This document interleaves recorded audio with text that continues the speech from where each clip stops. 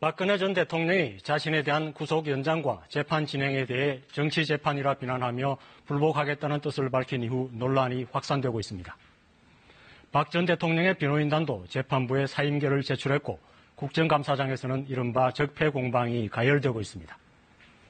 정치권과 법조계에서는 박 전 대통령의 발언의 적절성과 의미를 둘러싸고 다양한 평가를 하고 있습니다.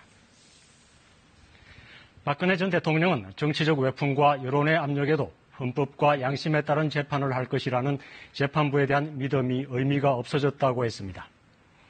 법치의 이름을 빌린 정치보복도 자신이 마지막이길 바란다며 역사적 멍해와 책임은 지고 가겠다고 했습니다. 앞으로의 재판은 재판부의 뜻에 맡기겠다고 밝혀 사실상 재판 거부를 예고했습니다. 국선 변호인이 방대한 내용을 제대로 파악해 재판을 진행하기도 쉽지 않아 정상적인 재판이 이루어질지 불투명한 상황입니다. 지난 6개월간 법정에서 발언을 자제해온 박 전 대통령이 정치적 승부수를 던진 것이라는 분석이 많습니다.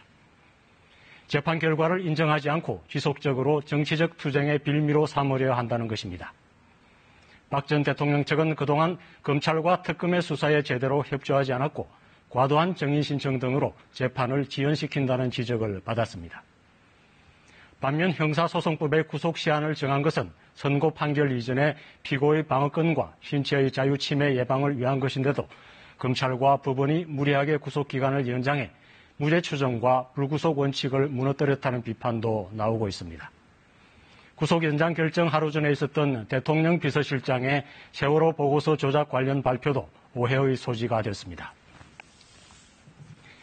재판 과정에서 불리한 상황을 벗어나기 위한 피고인들의 발언과 행동들은 일정 부분 보장되는 권리이기는 합니다. 하지만 전직 대통령으로서 최소한의 선을 지키면서 국정농단 사태의 진실을 밝히고 정치보복인지 여부도 규명해 나가야 할 책임도 있습니다. 재판은 법률과 증거에 따라 이루어져야 하며 그 결과는 역사가 법과 정치 사이에서 다시 한번 판단하게 될 것입니다. 뉴스 SLS입니다.